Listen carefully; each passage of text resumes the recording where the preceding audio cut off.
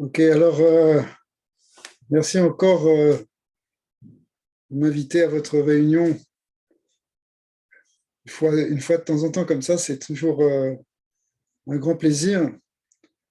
Et bravo Tsipora pour cette organisation extraordinaire. Alors, on va rentrer dans le vif du sujet puisque Tsipora m'a demandé de partager avec vous un certain nombre d'idées sur une fête qui est actuelle, en fait, puisque c'est ce soir, qui est la fête de ce qu'on appelle de Tu Bishvat. Le mot Tu Bishvat voulant dire, en fait, le 15 du mois de Shvat.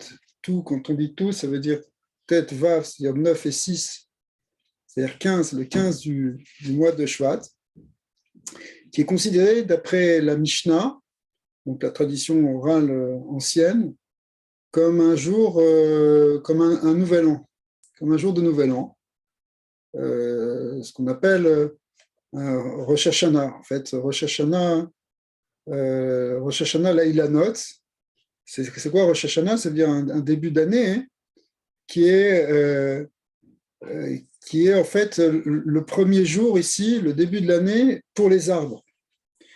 Et ça veut dire quoi le premier jour des arbres? Ça veut dire qu'on considère, ça peut avoir des conséquences, si vous voulez, par rapport au certain nombre de calculs qui concernent le compte des années pour les arbres, puisqu'il y a certaines lois qui sont données, notamment par rapport au fait qu'un arbre, on doit attendre 3 ans avant de commencer à consommer ses fruits. Il y a un certain nombre de lois qui concernent finalement les productions agricoles. Et donc, il est intéressant la date de Tu Bishvat, elle a un intérêt par rapport aux arbres. Mais sans trop rentrer dans ces détails-là, donc la Mishnah considère, on tient comme l'école de Hillel, que ce Rosh Hashanah, ce début d'année, en fait, est le 15 du mois. Bon, il y a d'autres termes qui sont marqués comme ça aussi dans le Mishnah, le début de l'année pour les comptes, pour les animaux, si on doit prélever des animaux, etc. Donc, il y a plusieurs choses qui marquent un début, mais il y a une coutume qui s'est établie et qui a été surtout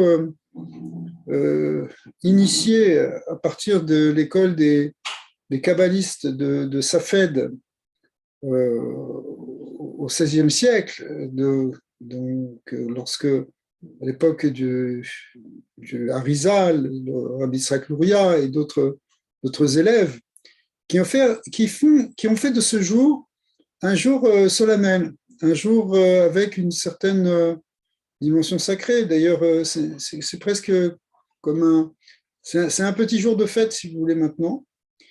Et surtout, il y a une coutume de faire des choses avec des fruits, en particulier de manger des fruits, parce que souvent dans le judaïsme, les coutumes, elles vont aussi avec la consommation d'aliments.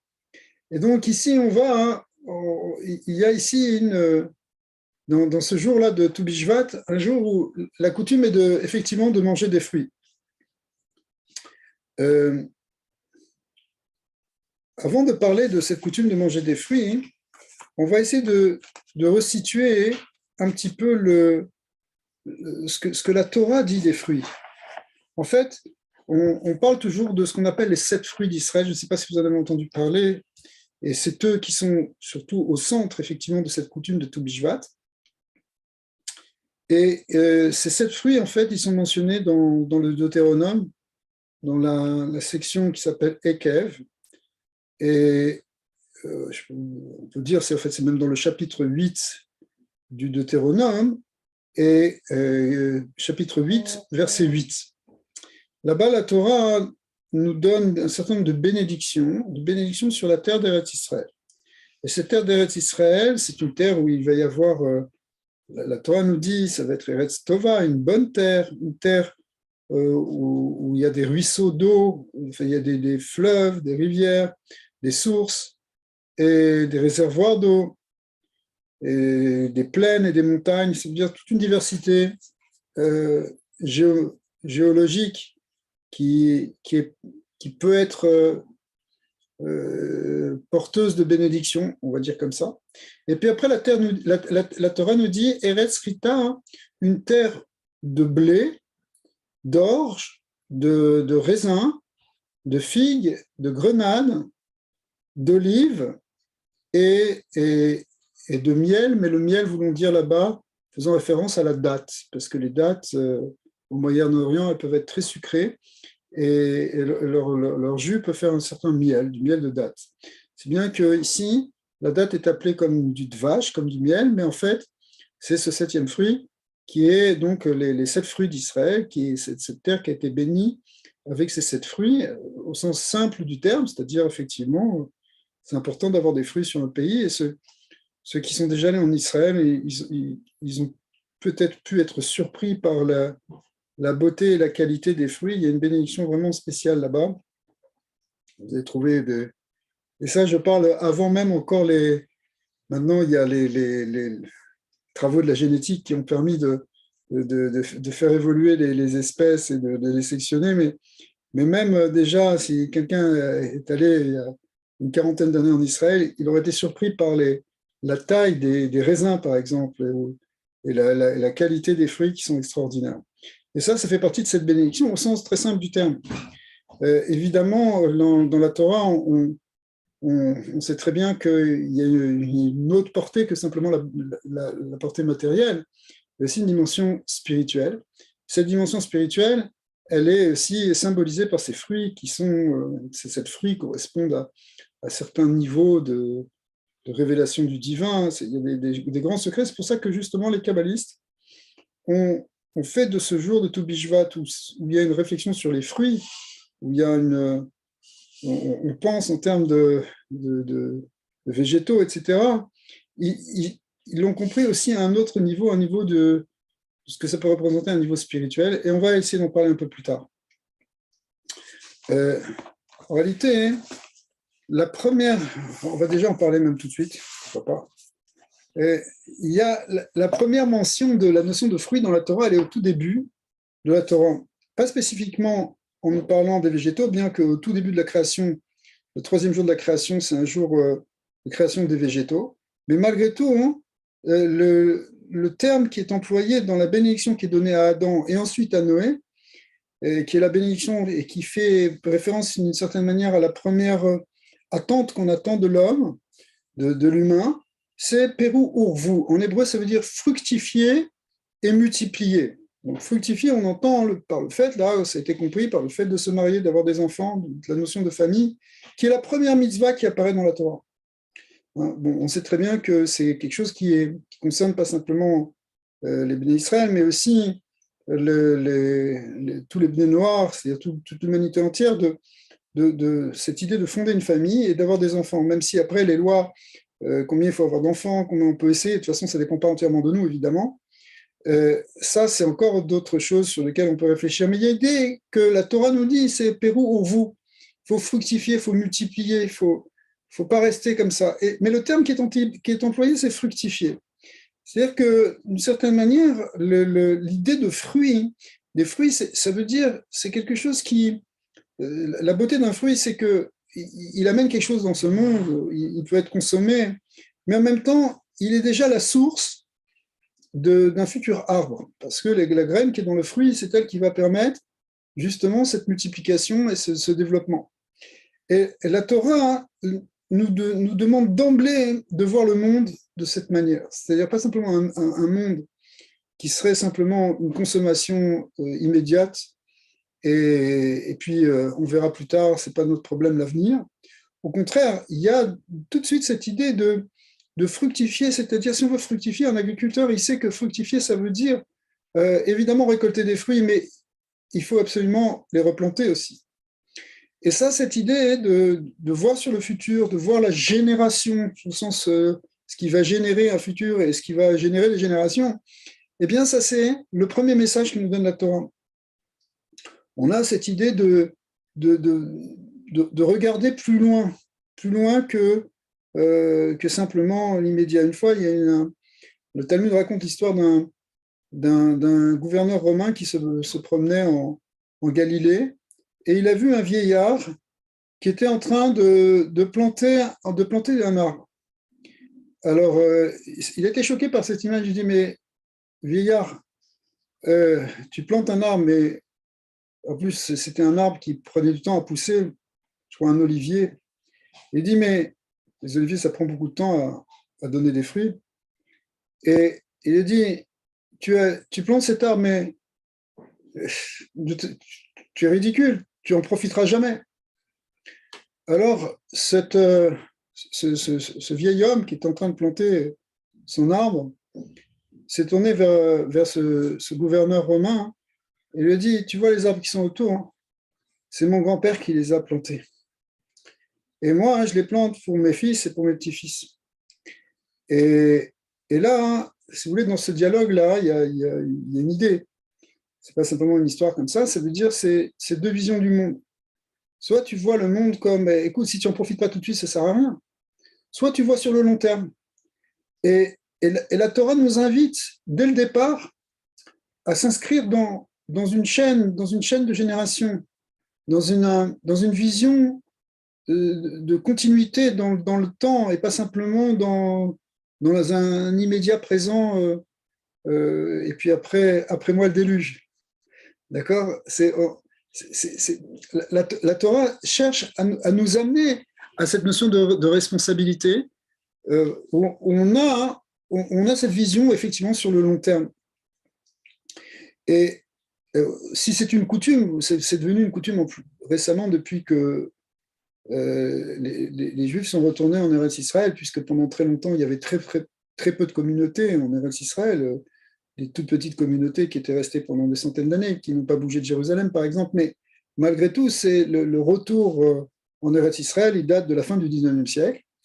Et depuis que ces premiers, ce qu'on appelle en hébreu des aliotes, c'est-à-dire des communautés qui sont montées en Eretz Israël, on a repris cette coutume de planter des arbres, justement le jour de Toubishvat. Bishvat. D'ailleurs, Israël, c'est un peu une fête nationale. Les enfants dans les écoles ils plantent chacun un petit arbre. Il y a une éducation comme ça, à part le fait qu'il y a eu des milliers, voire des millions d'arbres qui ont été plantés depuis toutes ces années, en particulier par c'est un organisme d'État qui tente à reboiser et à redonner, puisqu'on sait à quel point le fait qu'il y ait des arbres, des forêts dans un endroit, ça refertilise la terre, parce que l'eau est retenue par les racines, et du coup, on peut à nouveau planter des cultures, ça ne glisse pas sur un sol désertique et rocailleux, mais au contraire, ça redonne une fertilité à la terre.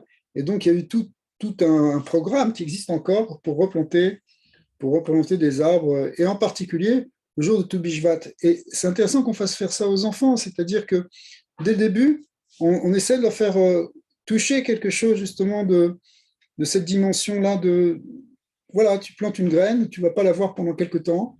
C'est pas encore, surtout si tu es en train de planter un arbre, ça va venir beaucoup plus tard. Tu vas voir un petit arbre qui va sortir, mais avant que ça devienne un grand arbre, ça prendra du temps, mais c'est pas grave parce que voilà, on est là sur Terre pour un certain long terme. Notre vie personnelle, elle est d'une certaine manière à court terme, puisque c'est les quelques dizaines d'années qu'on passe sur Terre, mais du point de vue de l'humanité, ça se joue sur une plus grande échelle. Et l'idée de planter les arbres, ça nous attache à cette dimension-là. C'est la première chose qu'on pourrait peut-être dire. À un niveau un peu plus profond, hein, plus tard dans la Torah, puisque là je faisais mention au début, dans Bereshit, mais plus tard dans les parashat Kitetse, la Milchama, c'est-à-dire les lois de la guerre là-bas, ou de conquête, la Torah compare, dans un verset assez curieux, elle compare l'homme à un arbre du champ, qui est Adam Etz Hasadeh, que l'homme est comparé à l'arbre du champ. Et là-bas, en fait, c'est dans les lois, c'est que quand on va conquérir une ville, il ne faudra pas détruire un arbre fruitier pour rien. Bon, évidemment, alors ça donne lieu à des lois dans le Shulchan Aruch très clair, même indépendamment du temps de guerre, c'est-à-dire que détruire un arbre fruitier, c'est une question. Si vous avez vraiment besoin de la place, par exemple, pour agrandir votre maison, dans votre jardin, vous avez le droit d'enlever. Mais sinon, ce n'est pas évident. Pourquoi? On ne détruit pas un arbre fruitier d'une manière comme ça pour en faire du bois de chauffe, par exemple. Si vous voulez vous chauffer avec du bois, eh bien, vous allez prendre autre chose qu'un arbre fruitier, parce qu'un arbre fruitier, c'est pas sa fonction de construire des maisons ou d'être utilisé par l'homme pour construire éventuellement des maisons ou de se chauffer, ce qui peut être une utilité pour l'homme, bien sûr. Mais a priori, un arbre fruitier, c'est là pour donner des fruits. Bien que vous allez me dire, mais n'importe quel arbre donne des fruits. Mais il y a des fruits qui sont consommables, des fruits qui ne sont pas spécialement consommables. Et donc, la Torah nous demande aussi d'avoir une réflexion par rapport à ça, c'est-à-dire aussi sur une autre dimension, on pourrait dire, sur une dimension par rapport à l'économie, on pourrait dire. À tel point que de ces versets, on apprend une loi dans la Torah et qui concerne, je pense, aussi tout le monde, toute l'humanité, qui est la loi, en hébreu, ça s'appelle Bal Tashrit, qui veut dire ne pas couper justement les arbres, mais en fait, qu'on comprend autrement comme étant ne pas gâcher. Il y a une idée de gâchis qui est un problème. D'ailleurs, c'est un grand problème dans notre société. Les deux choses qu'on vient de mentionner, c'est des problèmes d'aujourd'hui. Est-ce qu'on regarde le futur? Est-ce qu'on a une vision à long terme de l'écologie, de la gestion des biens et des ressources terrestres? Ou bien est-ce qu'on va en profiter immédiatement? Mais alors là, s'ajoute quelque chose d'autre qui est la notion de ne pas gaspiller, de ne pas faire de gâchis. Concrètement, c'est-à-dire c'est des choses qui nous concernent chacun de nous à un niveau individuel. Est-ce qu'on peut jeter de la nourriture comme ça?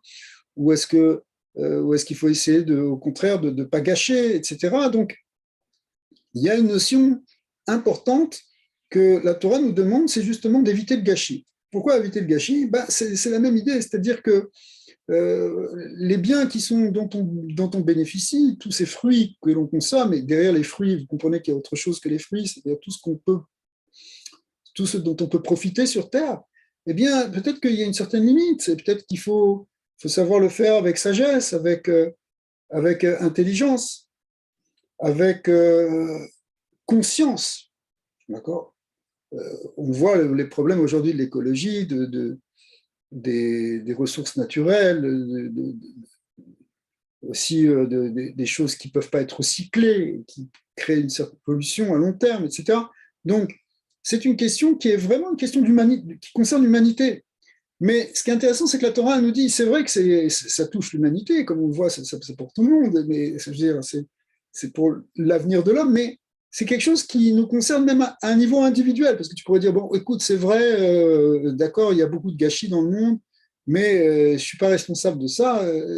Oui, mais par contre, tu es responsable de ce qui se passe chez toi, dans ce que toi, tu conserves, ce que toi, tu recycles, ce à quoi tu fais attention à ton niveau aussi. Il y a une prise de responsabilité individuelle que la Torah nous donne. Donc, ce n'est pas quelque chose de nouveau, ce n'est pas simplement un courant politique, c'est quelque chose de plus profond qui est, si vous voulez, dans les fondements de ce qui permet à l'humanité d'avoir une durée et de s'établir de manière harmonieuse sur Terre.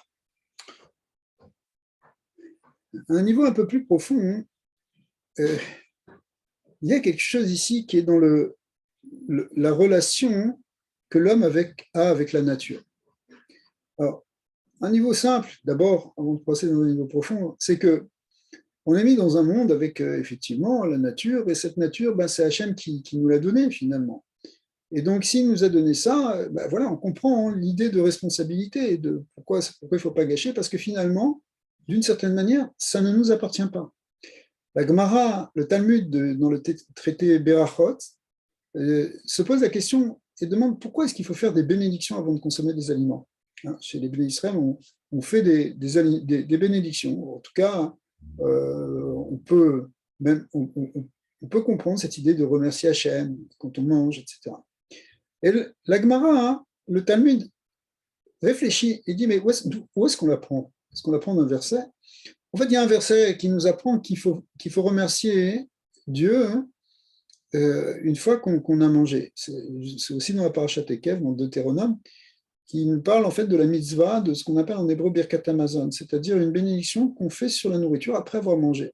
Et le verset nous dit, tu vas manger, tu vas être rassasié, tu vas manger du pain, tu vas être rassasié, et tu remercieras Hachem.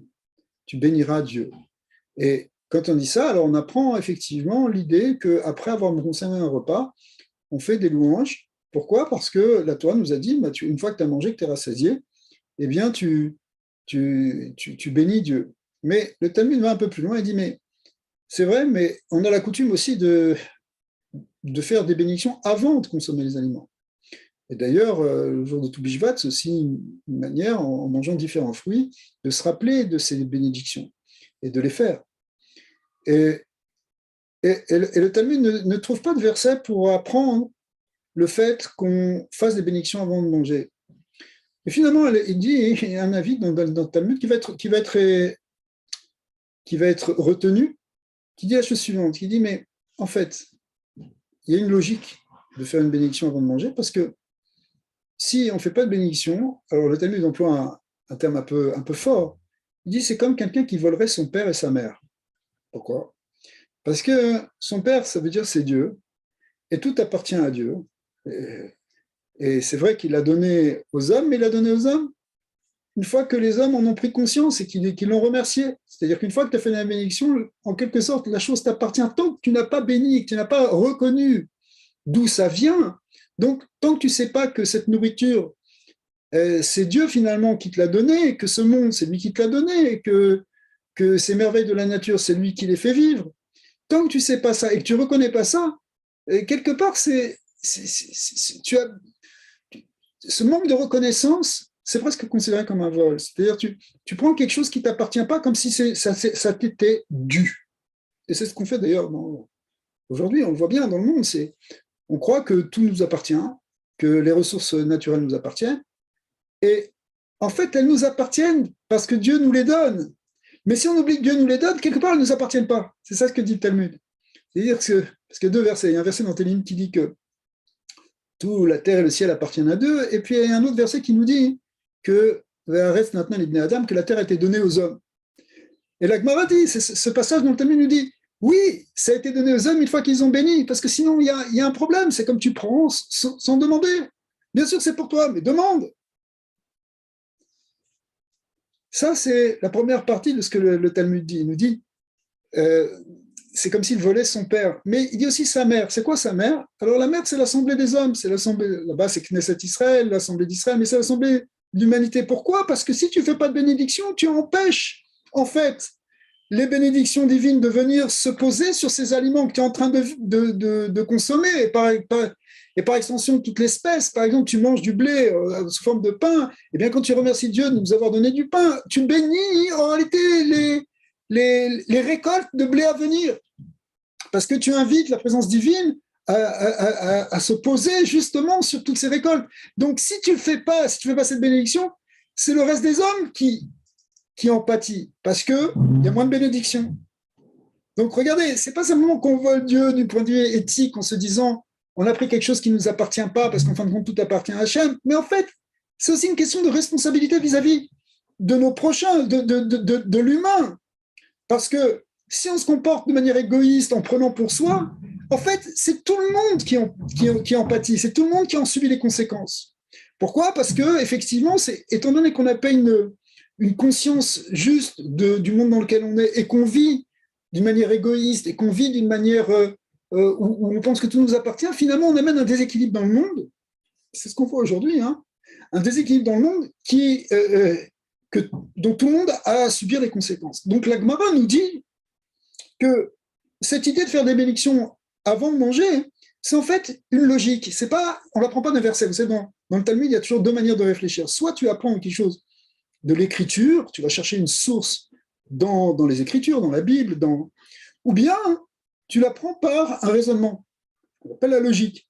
Et ici, c'est en fait une logique de faire des bénédictions, nous dit la Gemara, et on comprend l'idée qu'il y a, cette idée effectivement de savoir qu'on vit dans le monde de Dieu, que le monde, il n'est pas simplement comme ça, un truc matériel dans lequel on est là, on ne s'est posé aucune question, et on est là simplement pour en profiter, c'est pas seulement ça, mais aussi c'est qu'on est donc dans le monde d'Hachem, et aussi cette double dimension, pas simplement de penser à Dieu, mais aussi de penser aux autres, et de savoir qu'on est tous unis, et que notre comportement, même à un niveau individuel, a un impact sur le reste de l'humanité.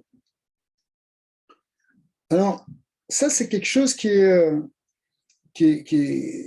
quelque chose de très grand. Maintenant, je vais vous raconter une petite histoire. Je ne sais pas si on en avait parlé ici dans ce groupe, mais pour moi, c'est un enseignement qui est très, très fort, très important.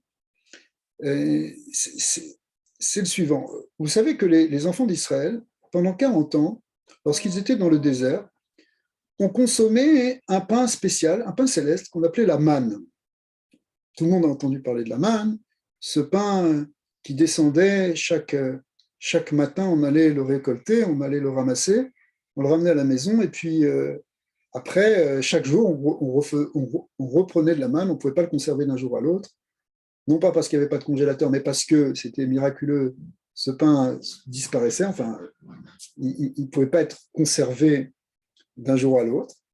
Et donc, on allait le cueillir tous les jours, enfin, on allait le ramasser par terre tous les jours, sauf le jour du Shabbat, puisque le jour du Shabbat, c'est un jour où on ne travaille pas, c'est un jour où on ne sort pas pour porter, et donc, le vendredi tombait 2 fois la dose, la quantité de manne qui était nécessaire pour chacun. Enfin, il y avait des grands miracles qui étaient dedans, mais essentiellement, c'était un miracle que cette manne, ce pain céleste, tombe chaque jour.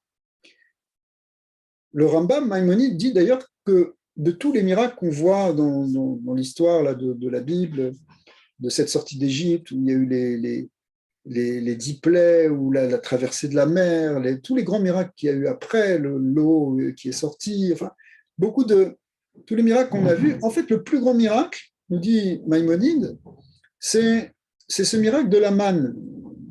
Pourquoi? Parce que cette manne, ce pain céleste, il est tombé pendant 40 ans. Ce n'est pas un miracle qui est arrivé une fois, d'une manière incroyable, extraordinaire.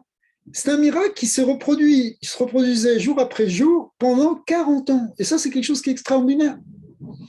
Un miracle, en général, on le voit comme une modification des lois de la nature. D'accord? Les lois de la nature, normalement, le pain ne tombe pas du ciel, il sort de la terre. D'accord?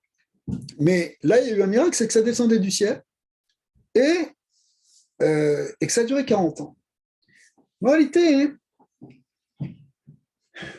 c'est un miracle, effectivement, que le pain tombe du ciel. On l'explique dans la Kabbalah, comment ça vient d'abord de la lumière céleste, et puis cette lumière, elle descend, elle s'épaissit, elle devient comme une rosée, qui devient ensuite... Il y a une matérialisation peu à peu de ces choses-là. Ça peut arriver.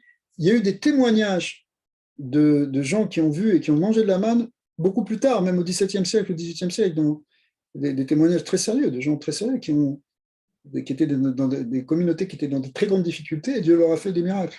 Ça peut exister. C'est pas simplement une histoire un peu farfelue qui est marquée dans la Torah. C'est réel. Il y a des gens qui l'ont, dans des générations plus proches de nous, qui ont revécu ce miracle.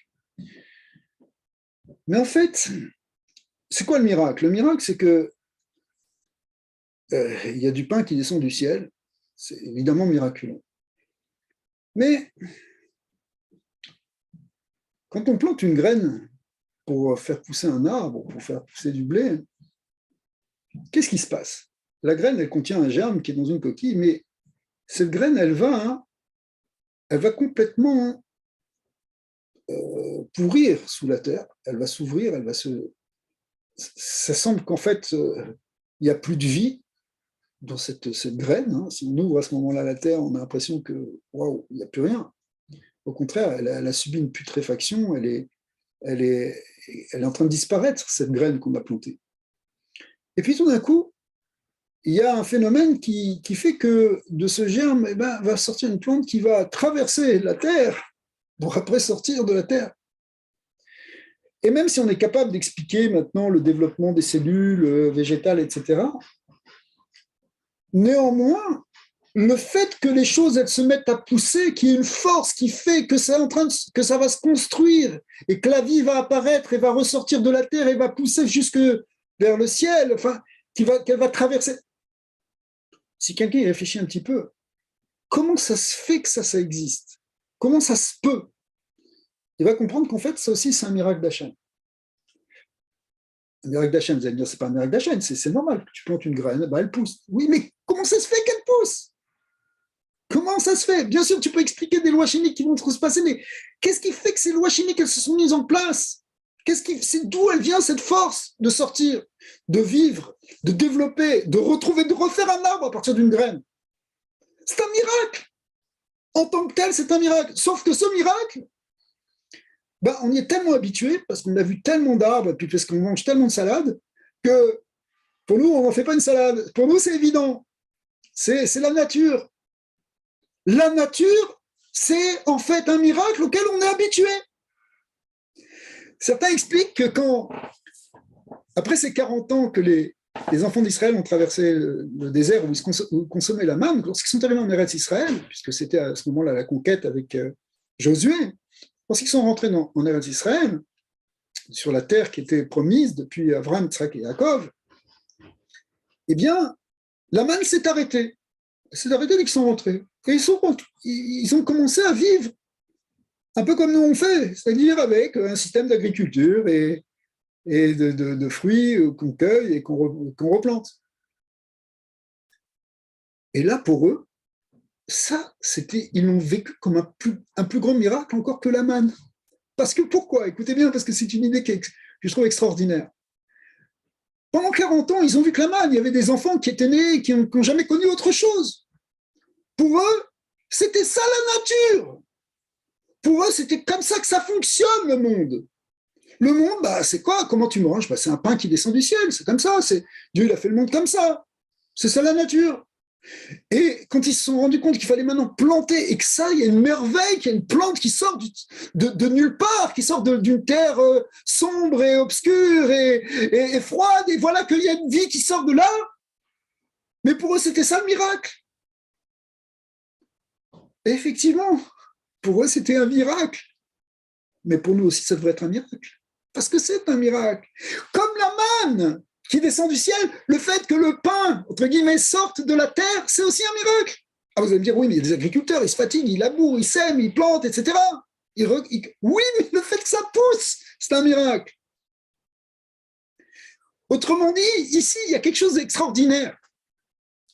Et c'est au-delà, si vous voulez, de cette symbolique végétale, c'est que le monde entier, la nature, qui nous paraît être quelque chose de normal, il y a la nature. Et quand je dis nature ici, ce n'est pas simplement nature au sens aller faire une promenade en nature, c'est nature au sens philosophique, c'est-à-dire le monde. Eh bien, on a l'impression que la nature est opposée à Dieu, qu'il y a la nature d'un côté, qu'il y a Dieu de l'autre. Et puis, quand il y a un miracle, c'est que Dieu se manifeste dans la nature, il montre, il casse les lois de la nature, par exemple, qu'on voit dans la traversée de la mer.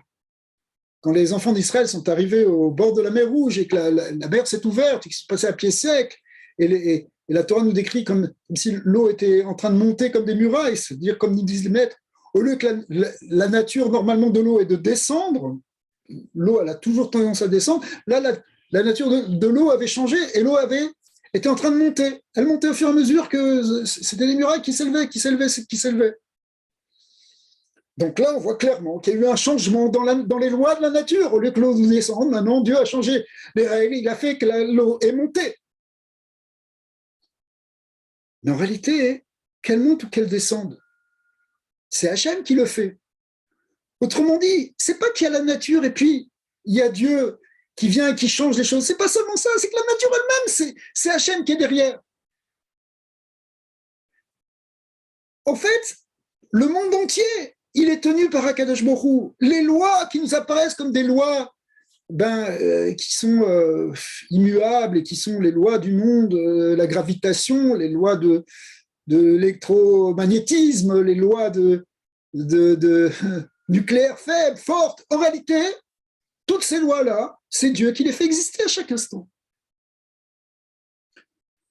Et ça, si vous voulez, c'est un point qui est dans cette fête de Touv Bishvat, c'est-à-dire de retrouver, de se reconnecter avec une nouvelle approche, se reconnecter à Dieu avec le monde sans qu'il y ait une opposition entre Dieu et le monde. En général, on vit quelque chose qui est, si vous voulez, trois niveaux. Il y a Dieu, il y a le monde et il y a nous. Et un niveau premier, c'est qu'on peut utiliser le monde pour se reconnecter à Dieu. Voilà, par exemple, on prend un fruit, on fait une bénédiction dessus, on a une méditation, etc. Eh bien, ça nous permet de nous rappeler d'Hachem et de le remercier. Mais il y a un niveau qui est plus fort, qui est de comprendre qu'en fait, le monde, il est juste un voile. Le mot olam en hébreu, qui veut dire monde, ça vient du mot elem, qui veut dire un voile. Mais en fait, un voile, c'est quelque chose qui cache.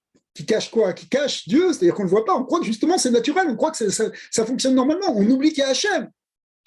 Mais en réalité, dans l'idée de voile, il y a une possibilité de transformer ça d'une manière très positive. C'est qu'un voile, c'est en même temps un écran. Un écran, c'est pas seulement quelque chose qui cache, mais c'est aussi quelque chose qui peut révéler, dévoiler. Par exemple, si vous projetez une lumière, vous projetez un film, s'il n'y a pas d'écran, vous ne le voyez pas, le film. Donc le monde, il peut nous cacher complètement Hachem, et on peut arriver à vivre dans un monde où on a l'impression que Dieu n'est pas là, du tout. Ou bien, au contraire, on peut utiliser ce monde, c'est-à-dire percevoir dans ce monde, au contraire, le message divin. C'est dans la nature, dans le monde, que, en fait, on arrive à comprendre quelque chose de la volonté de Dieu. C'est pour ça, d'ailleurs, que la Torah nous demande d'aborder le monde matériel en particulier, puisque le monde matériel, c'est là où il y a le plus grand voile, d'après la Kabbale. Dans les mondes supérieurs, si vous voulez, dans les mondes des anges, il y a moins de voile. Dieu est plus, la présence divine est plus visible.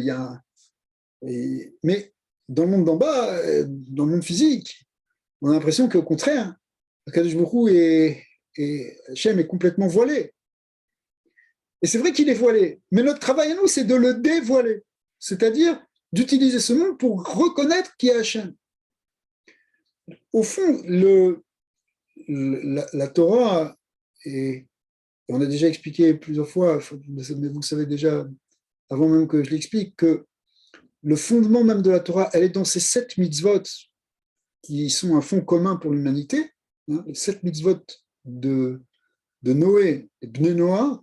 En réalité, c'est les 7 racines de toute la Torah. Après, les Bénis Israël vont développer 600, vont avoir 613 mitzvot à faire, mais en fait, ça vient de cette racine. C'est-à-dire que déjà, si avec ces 7 mitzvot, l'humanité, déjà, elle fonctionne. D'accord? En fait, l'idée de cette Torah, c'est pour qu'on arrive à comprendre quelque chose d'Hachem dans le monde et dans notre existence. Qu'on vive avec Hachem dedans. C'est-à-dire quand on fait ces 7 mitzvot, eh bien, on a quelque chose qui est une manière d'exister avec le Créateur. C'est intéressant de voir que ces 7 mitzvot, on retrouve ce nombre de 7 dans les 7 fruits d'Israël. Donc il y a aussi, puisqu'on a dit, les 7 fruits qui sont marqués dans le 7 fruits d'Israël, c'est ceux qui sont marqués dans la Torah. Quand je dis Torah ici, c'est au sens le Pentateuque, parce qu'après il y a d'autres fruits qui sont marqués aussi dans les autres livres de la Bible, ou après aussi dans la Torah orale, comme la Mishnah ou la Gemara. Donc il y a aussi une méditation, des versets qu'on peut lire sur ces fruits aussi, mais les 7 fruits de base, qui sont donc, je répète, le blé, l'orge, l'olive, la figue, la date, la grenade et le raisin, ouais, eh bien, c'est lié, c'est pas pour rien qu'il y a 7, c'est parce que aussi on touche avec ce nombre 7 les 7 fondements de l'humanité. Évidemment, dans un autre plan, si vous voulez, mais comme aussi les 7 jours de la semaine, on est toujours dans quelque chose qui est de l'ordre du fondamental, de ce qui est la base. Alors, voilà, ça c'est une idée que on peut prendre de cette fête de Tu Bishvat, cette idée premièrement que on a une responsabilité de voir sur le long terme, qu'on a une responsabilité vis-à-vis d'Hachem dans ce monde, vis-à-vis de notre prochain dans ce monde, qu'il y a quelque chose qui nous connecte, qui permet de connecter Dieu, la nature et nous, et plus à un niveau plus grand. C'est une idée d'arriver à travailler de plus en plus pour voir Hachem dans tout ce qui existe. Voir sous forme de opérer sa providence dans les événements qui nous concernent, mais aussi percevoir de plus en plus que derrière le monde physique, en réalité, c'est Hachem qui nous donne tout, je sais pas.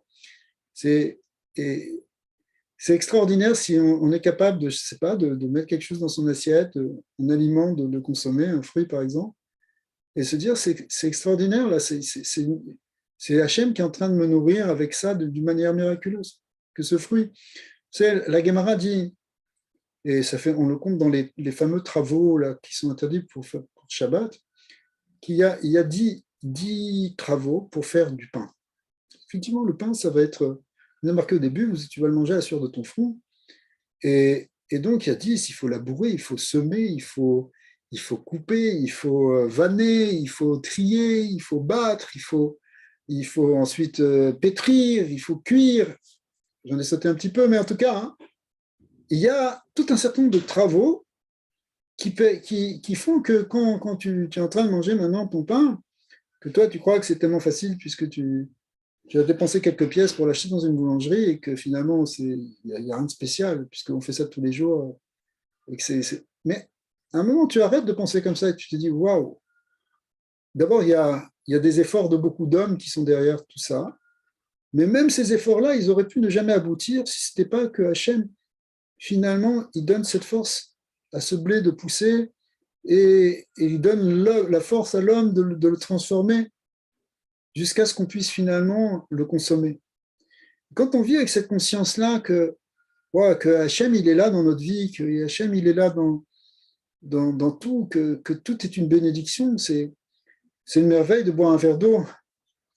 Ça va plus loin, même la Gemara nous dit qu'on devrait remercier Dieu pas simplement sur l'eau, comme on le fait, sur tous les aliments, mais même sur l'air. L'air aussi, c'est un cadeau d'Hachem extraordinaire. Et la Gemara dit on devrait remercier sur chaque respiration. Alors on ne peut pas le faire, mais on le fait une fois par jour, on dit que toute mon âme, elle te remercie, c'est-à-dire, et l'âme, la neshama, c'est lié avec le mot neshima, qui veut dire la respiration. On voit bien, malheureusement aujourd'hui, pour tous ceux qui ont eu à subir des problèmes de suffocation avec la maladie qui a touché toute l'humanité, que quand on ne peut pas respirer, c'est absolument catastrophique, évidemment. C'est ce qu'il y a de plus fondamental. Et donc, en réalité, même ça, c'est un miracle. Même ça, c'est un miracle. Il y a une bénédiction qu'on fait, hein, qu'on fait tous les jours, même après avoir fait ses besoins. Oui, même après avoir fait ses besoins, on remercie Hachem parce que on remercie Dieu de dire, mais si une seule petite viscère, un seul petit canal en nous venait à se boucher, on le voit, quelqu'un qui a une pierre dans les reins, comment ça fait souffrir, qui a un petit bouchon qui se place dans une artère, comment c'est, ou dans une petite veine du cerveau, comment c'est absolument vital. Et pourtant, c'est microscopique, c'est minuscule. Et donc, c'est un miracle si chaque jour on respire. C'est un miracle si chaque jour on peut fonctionner, qu'on peut penser, qu'on peut manger, qu'on peut dormir. Tout ça, c'est des grands miracles. Mais tout ça, encore une fois, ça nous apparaît tellement naturel qu'on n'y pense pas et qu'on peut vivre dans un monde où il n'y a pas Hachem. Et s'il y a un problème, bah, heureusement, il y a des docteurs. Et si les docteurs n'arrivent pas, bah, c'est un sale coup qui nous arrive. Mais en réalité, non. La Torah nous demande, dès le début, quand elle nous dit cette idée que on est comme des arbres et que nous-mêmes, on doit fructifier, c'est que notre existence elle-même et l'avenir de notre existence, pas simplement à un niveau individuel, mais à un niveau même plus général, mais même à un niveau individuel, elle dépend en réalité du miracle divin. Elle dépend de cette bénédiction divine. Donc cette idée de vivre avec la bénédiction, de s'attacher à cette bénédiction d'Hachem, et on voit à tel point c'est important, comment Adam a été béni, comment Noé a été béni, comment il a béni ses enfants, comment Abraham a reçu une bénédiction, Isaac a reçu une bénédiction. On voit Yaakov, ses fils, etc. C'est-à-dire tout le livre de la Genèse, c'est-à-dire le livre qui nous parle de la genèse de l'homme et de la construction de l'humanité, et d'une humanité qui se construit vers un certain modèle, eh bien, tout ça dépend de cette notion de bénédiction. Donc, même si on ne fait pas les bénédictions telles qu'elles sont codifiées dans le code de loi qui est donné à Israël, malgré tout, cette idée de remercier, de prendre conscience du monde dans lequel on vit, et de prendre conscience que la nature, n'est pas indépendante d'Hachem, elle est totalement miraculeuse en fait. On pourrait rentrer, quelqu'un il regarde, voilà, on parle de végétal, comme les miracles de la photosynthèse. C'est un miracle. Le miracle d'une cellule, d'une feuille, d'un arbre, sa complexité et le génie qu'il y a dedans. En réalité, c'est une très grande intelligence et c'est un très grand miracle que ça fonctionne. C'est pas un moment bon, voilà, il y a le monde, etc. Mais non, le fait que autour de la Terre, une atmosphère qui fait que quelques kilomètres d'épaisseur, c'est-à-dire une très, très fine couche à l'échelle de la planète, qui permet une biosphère, qui permet l'existence de la vie, sans cette fine couche gazeuse qui entoure la planète, aucune vie ne serait possible, comme c'est pas possible la vie sur la Lune ou sur Mars, où il n'y a pas d'atmosphère. D'accord ? Mais ça, c'est un miracle. Le fait que, déjà, ça existe, un miracle, mais le fait que ça se maintienne et que ce ne soit pas détruit, c'est aussi un miracle. Et c'est le fait que tout existe, qu'un atome, avec son énergie, tourne, c'est que les électrons tournent autour d'un atome. C'est un miracle. C'est pas, oui, mais non, mais c'est pas simplement les lois atomiques, c'est un miracle que ces lois fonctionnent. Alors, pourquoi je vous cite tous ces exemples ? Parce que, petit à petit, c'est une méditation qu'on peut avoir, une réflexion qui nous amène dans une certaine perception et conception de la vie. Et c'est à cela que la nature, qu'Hachem, c'est à cela que la Torah veut nous amener, si vous voulez. La Torah, elle veut nous amener à un monde, ou à une vie dans un monde où on est en harmonie avec le monde et en harmonie avec Dieu. On a lu récemment, surtout dans les gens qui aiment écouter les paroles du Rabbi de Lubavitch, qui sont attachés aux enseignements de Chabad, on a lu il y a quelques jours, comme chaque année autour de cette période du 10 du mois de Shevat, on a lu toujours des textes qui ont été écrits par le Rabbi de Lubavitch, par son beau-père, enfin des textes très très importants et fondamentaux qui tournent autour d'un verset de Shir HaShirim. Shir HaShirim, ça veut dire le Cantique des Cantiques, dont on sait que Rabbi Akiva nous dit que tous les 24 livres du canon biblique sont sacrés, mais le Cantique des Cantiques qui est sacro-saint, il a une sainteté encore plus forte. Et là-bas, le verset nous dit « Batil et Gani, je suis venu dans mon jardin, Roti, Kala, ma sœur, ma fiancée. » Et c'est Dieu qui parle que Dieu est venu, en fait, c'est la compréhension qui en est donnée dans le Midrash. C'est quoi ? C'est qui est venu dans son jardin et qui a appelé sa sœur, sa fiancée, sa bien-aimée, qui l'appelle comme sa sœur, comme sa fiancée. En fait, c'est Dieu qui vient dans le monde, et dans le monde terrestre. Et à tel point que ce monde terrestre, il est appelé le jardin d'Hachem. Et le Midrash nous dit, c'est pas n'importe quel jardin, c'est un jardin intime, vous savez, comme le jardin privé, celui que le roi garde pour ses délices, etc. Donc, en fait, c'est une image, évidemment, qui nous dit que l'essentiel de la présence divine, au début de la création, elle était sur terre. C'est ce qu'on voit avec Adam qui était dans le Gan Eden. Et dans le Gan Eden, dans le jardin d'Éden, il y avait la présence divine qui était révélée. Et même les maîtres nous disent, c'est pas simplement la présence divine, mais c'est l'essentiel de la présence divine, c'est-à-dire un niveau très élevé de cette présence divine qui était révélée sur terre. À cause de la faute des hommes, cette Shekhinah, cette présence divine a commencé à remonter. Avec la faute d'Adam, elle est passée de la terre au premier ciel. Et puis après, avec la faute de Caïn, elle est montée au deuxième ciel. Ça l'a repoussée à chaque fois. Après, avec la faute d'Énoch, qui a commencé l'idolâtrie, eh bien, c'était au troisième ciel. Après, à l'époque de Noé, au quatrième. Et finalement, cette Shekhinah, cette présence divine, est remontée jusqu'au septième ciel, puisqu'on considère qu'il y a 7 cieux et la terre. Et donc, elle était très éloignée. La faute des hommes repousse la présence divine, la renvoie vers le haut, jusqu'à ce que vienne Abraham, et qui a rappelé l'idée de Dieu sur terre, et qui a commencé à la faire redescendre du 7e au 6e ciel. Et puis après, son fils Isaac, l'a fait descendre encore au 5e ciel. C'est un vrai ascenseur là. Après Yaakov au 4e, après le fils de Yaakov qui était Lévi au 3e, ensuite Kehat, le fils de Lévi au 2e, ensuite Amram, le fils de Kehat au 1er, et la 7e génération, c'était le fils de Amram, c'est-à-dire Moïse, l'a ramené sur terre. Et effectivement, à l'époque de Moïse, la présence divine est revenue dans le temple, dans le sanctuaire, dans le tabernacle. Elle a été aussi visible au moment du don de la Torah, sur terre.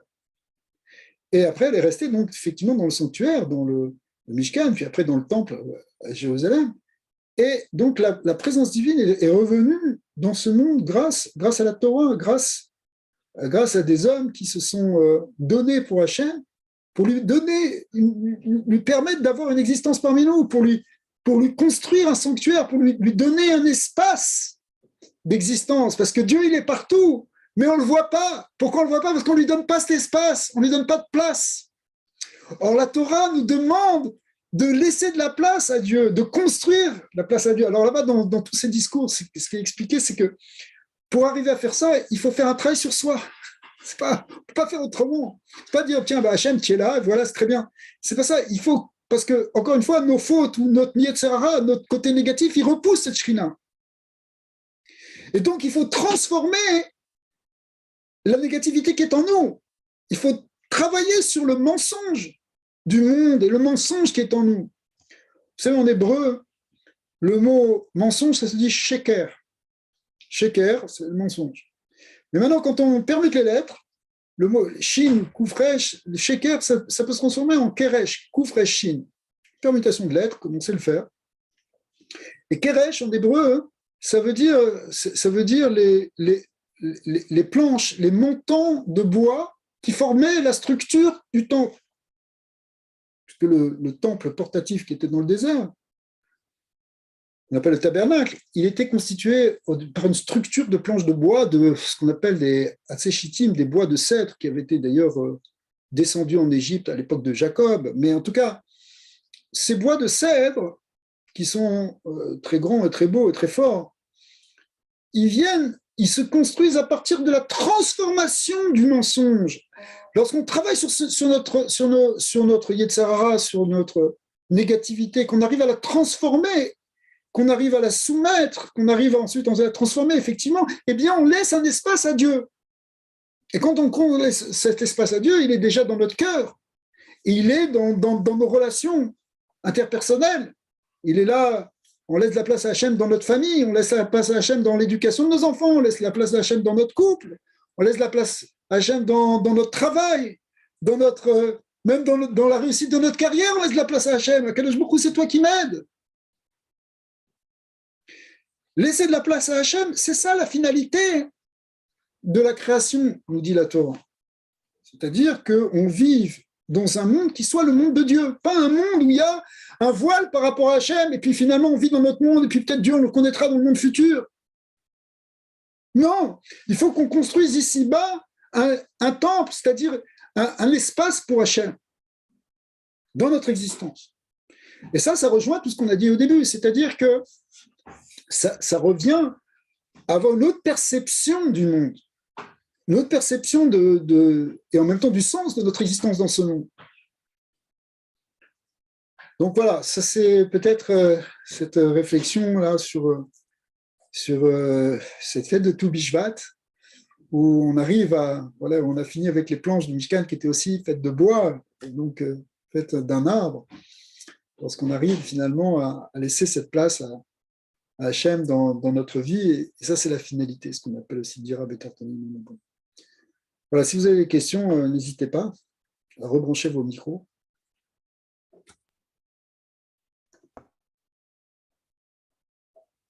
Merci beaucoup, Rav. Excusez-moi, j'aurais dû le dire au début, mais est-ce que votre cours peut être... Je peux donner la dédicace maintenant? Oui, bien sûr.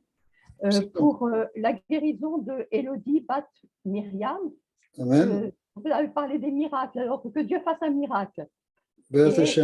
Pour la protection et la guérison de Joséphine Samina et de Noman. Si Dieu veut. Merci. Amen. Amen. Que des Merci. bonnes nouvelles, que des bonnes nouvelles. Amen. Voilà. Shavua Tov, Rav. Shavua Tov, Merci pour votre cours. je vous en prie. Donc, d'après ce que vous avez expliqué, et si les Bnei Noar, souvent, ils ne connaissent pas justement les formules de brachot et tout ça pour les aliments et ainsi de suite. Donc, le fait de dire seulement Toda, de dire merci Hachem pour cette pomme, merci pour le pain, merci, est-ce que cela, justement, a une efficacité, c'est-à-dire dévoile les étincelles de la divinité dans toutes ces choses, dans tous ces aliments? Et le fait qu'on doit, c'est vrai, remercier, dire merci pour l'arbre, merci pour le vent, merci pour la pluie. Et donc, est-ce que cela, justement, sans faire de formule, puisque beaucoup ne les connaissent pas et qui viennent du cœur et de la parole qui est dite, donc, est-ce que cela, justement, est un bien, c'est, comment dire, sans formule? Il y en a beaucoup qui posent des questions, qui me posent des questions. Aujourd'hui, simplement, dites merci, simplement, et le fait de dire merci à Hachem et de se tourner vers lui, donc, voilà. C'est une très bonne question. Ouais. Mais moi, j'aurais tendance à répondre d'emblée que le plus important, ce n'est pas la formule. Le plus important, c'est ce qui vient du cœur. Si vous dire un vrai merci sincère, c'est beaucoup plus fort que dire de manière mécanique une formule toute faite. Même si cette formule, elle est sacrée et qu'elle a une dimension effectivement de sainteté parce qu'elle a été choisie par des sages qui ont pesé chaque mot et la portée spirituelle de chaque mot. Mais cependant, la simplicité du cœur, elle a beaucoup plus de force. Il y a beaucoup d'histoires chassidiques du Baal Shem Tov qui expliquent ça. On voit des gens très très simples qui ne savaient même pas lire. Mais leur prière était directe avec Hachem. Ils parlaient directement avec Dieu, sincèrement, merci. Il y a une histoire qui est marquée dans le Talmud, extraordinaire, le Talmud de Jérusalem. Une fois, il y avait une sécheresse. Il n'y avait pas de pluie en Eretz Israël. Et ça peut arriver. À ce moment-là, il y a tout. D'ailleurs, il y a un traité sur ça, le traité des jeûnes, ouais, où on commence à réunir les communautés pour commencer à prier. Et si ça ne suffit pas de prier pour qu'Hachem ait pitié de nous et qu'il nous envoie la pluie, alors on va commencer à jeûner. Et on va se réunir, on va faire plusieurs choses. Donc, il y a plusieurs choses qui sont prévues, plusieurs étapes. Mais une fois, il y a un paysan qui est venu à la ville, qui est venu au marché. Il avait quelques trucs à vendre, probablement un gars très très simple. Il est arrivé, il a vu qu'il n'y avait personne au marché. Alors on lui a dit, mais qu'est-ce qui se passe? Il a dit, non, tout le monde est réuni à la grande synagogue pour des prières et des jeûnes, parce que tu sais, ça fait déjà plusieurs mois qu'il n'a pas plu. Alors il s'est approché de la synagogue, il a dit, mais quoi, c'est parce qu'il n'a pas plu que vous vous réunissez? Ben oui, ils disent, ben bien sûr, comment on va faire? C'est très, très grave. Il dit, quoi, vous avez besoin de faire tout ça? Ben, comment tu veux faire? Ben, moi, quand j'ai besoin de pluie, je demande à Dieu. Et il est sorti, il a demandé à Hachem, tes enfants, ils ont besoin de pluie. Ils ont besoin, comment ils vont faire? Il s'est mis à pleuvoir. Et la Gemara nous ramène un vrai miracle de quelqu'un qui a été répondu directement. Ce n'était pas un érudit, ce n'était pas quelqu'un qui connaissait les formules et ce qu'on appelle en hébreu les kavanotes, les intentions sacrées des kabbalistes. Il ne connaissait rien du tout ça, mais par contre, sa relation avec le Créateur, elle était tellement directe qu'elle était plus forte que tout. Elle valait même toutes les prières de tous ces grands sages qui étaient réunis dans la synagogue. Pourquoi? Parce qu'en fait, on ne sait pas la force la force de la sincérité, c'est ça qui compte. Hein. Finalement, c'est vraiment ça qui compte. Et c'est pour ça que faut être quelqu'un de très simple. La personne ne savait même pas lire. Alors ça répond à cette question. Après ça, je sais qu'il y a des gens qui s'occupent aussi des mouvements des Noirs qui ont sorti plusieurs livres de prières avec certains qui sont un peu plus codifiés que d'autres. Donc ça, je vous invite à vous renseigner. Peut-être c'est pourra vous orienter. Donc, il y a plusieurs sidurim où il y a aussi effectivement des prières qui ont été écrites, qui ont été composées, spécifiquement aussi pour les Bnei Noach. Mais au fond, vraiment, si vous voulez mon avis, le plus important, et où qu'on soit, chez Béné Israël ou partout, c'est de développer cette relation directe avec le Créateur. Rabbi Nachman aussi a beaucoup parlé de ça, Rabbi Nachman de Breslev, où il a dit, n'as pas besoin d'être un érudit, tu parles dans ta langue. Dieu, il comprend les 70 langues, entre guillemets, hein, dont 70, et il comprend surtout le langage du cœur. Donc, si tu demandes sincèrement, ou si tu remercies sincèrement, puisque c'était ça ce que vous disiez, et la prière de remerciement, elle est encore plus grande que la prière de demande, c'est encore plus fort de remercier, eh bien, c'est sûr que ça peut être dit dans notre langage, tout simplement.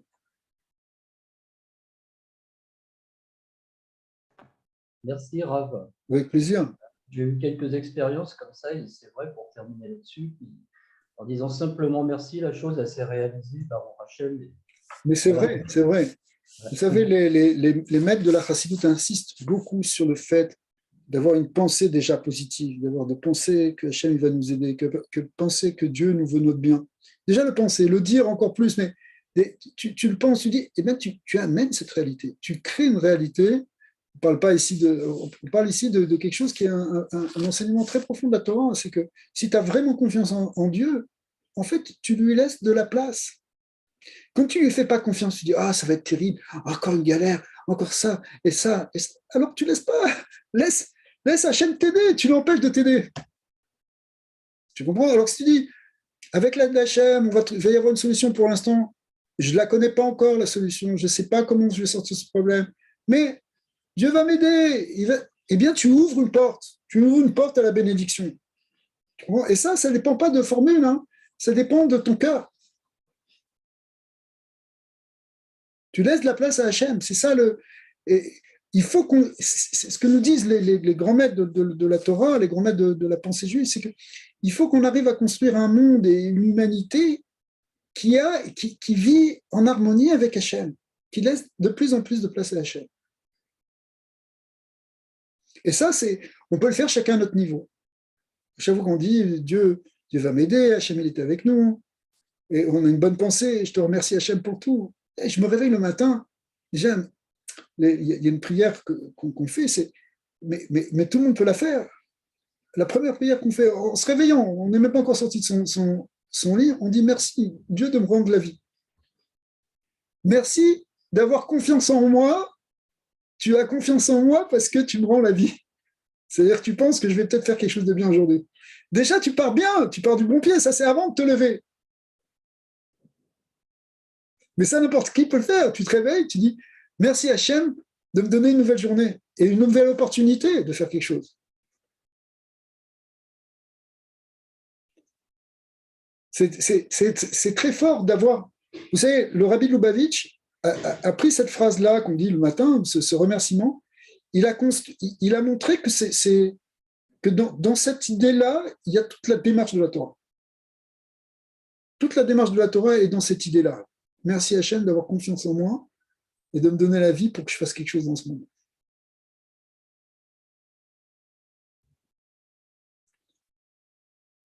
Alors voilà, j'espère que ça va nous inspirer tous, un petit peu, toutes ces paroles. On va trouver un peu du sens dans ce qu'on a envie de faire. Bonjour Rav, merci beaucoup pour votre enseignement qui est très riche. J'avais une petite question. Vous avez parlé des 7 fruits de base qu'avec ces 7 fruits de base, on touchait au fondement de l'humanité comme les 7 jours de la semaine. Je n'ai pas très bien compris le lien. Je ne sais pas si c'est possible d'un peu développer. Ouais. En fait, j'ai juste lancé une petite idée de dire que pourquoi on parle de 7, parce qu'à chaque fois qu'on parle de 7 dans la Torah, comme les 7 jours de la semaine, ou les 7 mitzvot qui ont été donnés à Noé, c'est-à-dire à l'humanité, en fait, on parle toujours de choses qui sont la base d'une construction. Si le temps il vit sur un cycle de 7, on ne parle pas après, quand ça vient dimanche, on retombe après, c'est à nouveau un premier jour de la semaine. Donc, cette notion de 7, il représente toujours des choses qui sont fondamentales. Alors, ce que je voulais dire, mais sans trop rentrer, après on pourrait peut-être essayer, mais c'est de dire que si la Torah aussi a béni la terre d'Israël avec ses 7 fruits, c'est pour nous donner aussi, ça fait référence à ces 7 fondements, ce qu'on appelle aussi dans la Kabbalah, ces 7 séphirotes, ces 7 forces qui nous construisent, qui construisent notre monde. C'est-à-dire que effectivement, après, on peut rentrer dans la symbolique de chaque fruit. Et effectivement, les kabbalistes le font, ils disent qu'est-ce que représente le blé, qu'est-ce que représente l'orge, qu'est-ce que représentent les différents fruits qui correspondent à ces forces des séphirotes. Mais évidemment, on est simplement dans une forme de symbolique avec les fruits ici. L'idée, c'est que voilà, la Torah nous a demandé, en fait, nous a donné cette bénédiction au travers ces fruits, c'est-à-dire au travers toutes ces forces qui sont dedans. On pourrait développer un peu, si vous voulez. Merci, merci beaucoup. Merci. Avec plaisir. Oui, Rav, je voudrais vous demander, est-ce qu'on pourrait dire que de la même manière qu'il y a des lois fondamentales donc dans la nature, comme la gravité, enfin, la photosynthèse, toutes ces choses-là, est-ce qu'on peut faire le parallèle et dire que les 7 lois de Noé sont un peu les grandes lois fondamentales pour l'être humain? C'est magnifique ce que vous dites. On peut effectivement dire ça. À tel point que, en fait, si vous voulez, dans l'histoire de Noé, il y a ces 7 mitzvot, il y a aussi l'histoire du déluge. Et le déluge, on pourrait le voir comme un dérèglement profond de la nature, puisque tout d'un coup, les eaux du ciel sont tombées, celles sous la terre, etc. Il y a quelque chose qui ressemble à un cataclysme, qui ressemble à un bouleversement, un dérèglement des limites de la nature, justement. Et les maîtres nous disent que ce dérèglement qui a eu lieu, il est en quelque sorte la conséquence du dérèglement qu'il y a eu dans l'humanité. C'est-à-dire que le fait que les lois ont été bafouées à l'époque de Noé, ça a déséquilibré le monde. C'est intéressant parce que on peut le voir aujourd'hui aussi. Un certain comportement de l'humain, ça a un impact aussi sur la nature autour de nous. Alors vous allez me dire, oui, mais attends, il faut quand même distinguer entre les choses morales et les choses physiques. Mais justement, ce que nous dit la Torah, c'est que les deux sont liés.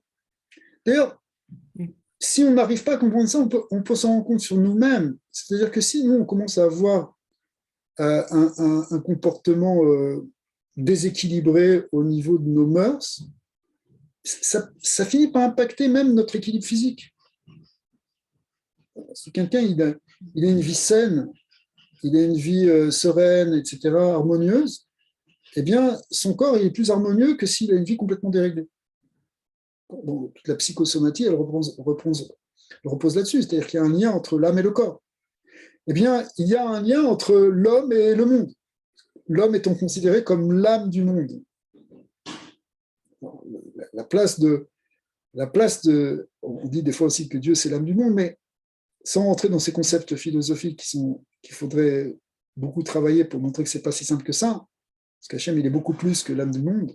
Mais en tout cas, l'homme est vu comme l'âme de l'univers. Et donc, si on bouge des choses au niveau de ces 7 fondements, et regardez bien, parce que ça, c'est un point aussi sur lequel il faut insister, parce que c'est un des problèmes qu'on a aujourd'hui. Il faut distinguer entre le fait que quelqu'un il transgresse une mitzvah ou il transgresse une loi. Ça peut arriver. Normalement, si ça se passe, qu'est-ce qu'on fait? Eh bien, la Torah dit, eh bien, on se reprend, on fait ce qu'on appelle teshuva, on se ressaisit et on essaie de corriger nos erreurs. Le problème il y a un problème qui est plus grave que ça, beaucoup plus grave, c'est quand l'humanité ou une société ou une civilisation change la loi. Par exemple, on le voit là, aujourd'hui dans le problème de la loi, d'une des 7 lois de Noé qui concerne la famille, c'est-à-dire justement, vous connaissez les lois d'adultère, d'inceste, mais quand on commence à changer officiellement les lois, comme les problèmes aujourd'hui de genre et les problèmes, etc., où ça devient, où les critères ont changé, là, c'est un vrai bouleversement, parce que là, on touche les fondements. C'est là on change les fondements quand on change les lois. Lorsque l'homme, il fixe la norme en dehors de cette norme qui a été donnée par la sagesse divine. À ce moment-là, il se met en danger. Si on considère que la norme, c'est telle ou telle... je ne veux pas trop rentrer dans les détails, je crois qu'on l'avait fait déjà une fois ensemble, mais lorsqu'on change les lois, c'est plus problématique. Et aujourd'hui, il y a une réflexion à avoir là-dessus, parce qu'on est en train de changer complètement les lois, par exemple, les lois de la famille. Par exemple, une famille homosexuelle, c'est considéré comme quelque chose de non seulement normal, mais reconnu dans la société. C'est rentré dans les lois de la société, si vous voulez. Or, ça, c'est un critère, ça, c'est quelque chose qui change par rapport à la loi qui a été donnée par la Torah, si vous voulez. Donc, que quelqu'un il soit dans un problème, il a un problème, mais quand on change la norme, c'est ça le problème. Et c'est pour ça que, à ce moment-là, l'équilibre du monde, oui, il est bouleversé. L'équilibre de l'homme et l'équilibre du monde risque d'être bouleversé. Parce que c'est des lois fondamentales, c'est des lois qui sont aussi importantes, si vous avez raison de le souligner, qui sont aussi importantes que la gravitation ou les lois de l'électricité, enfin les lois qui gèrent ce monde physique. En fait, les lois qui gèrent le monde de l'homme et par voie de conséquence aussi le reste, eh bien, elles sont aussi fondamentales.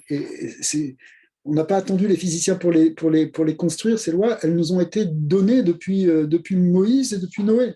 C'est un très, très ancien enseignement qui a été légué à l'humanité.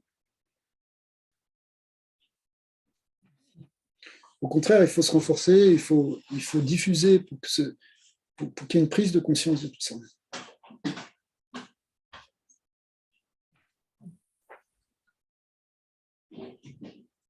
Voilà, chers amis, merci beaucoup. Merci à vous, Rav. Justement, alors vous nous avez grandement renforcés. J'espère. Un renforcement très puissant et merci pour tous ces développements passionnants. Avec plaisir, Merci avec beaucoup. plaisir. En plus de ça, vous avez donné Merci, quelque chose Ram. à bien réfléchir. J'espère. Merci, Oui, merci. oui. Ok, alors à bientôt, si Dieu veut. Merci beaucoup. À bientôt. À bientôt. Bonne santé. Shavuot Bonne Tov. Shavuot. Shavuot, une bonne santé à Bonne tous. fête. Que de bonnes nouvelles. Merci. Merci, merci.